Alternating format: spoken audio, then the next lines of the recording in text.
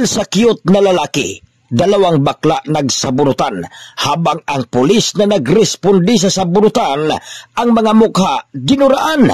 Dahilan sa kalasingan at cute na lalaki nakatable ng dalawang magkaibigan, nagkagulo ang mag-best friend na si alias Lia Gonzaga at si alias Kim Cho dahil biglang napaibig si Lia ngunit si Kim ay nagustuhan ng isang lalaking matipuno, macho. Dahilan sa kanilang pag-aaway, nangyari ang insidente sa Captain Vicente Roa Street, CTC Building kung saan nag-inuman ang mag-best friend na bakla.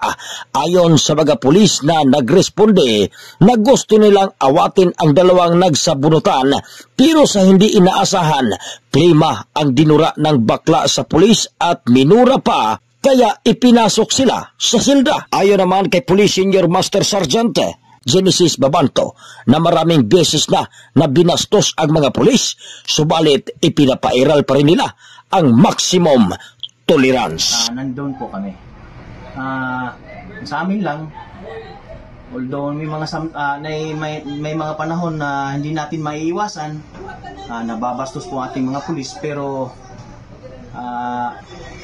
we always emphasize maximum tolerance. Ika nga, sa aming Law Enforcement Code of Ethics na maintain courageous calm in the face of danger, scorn, or ridicule.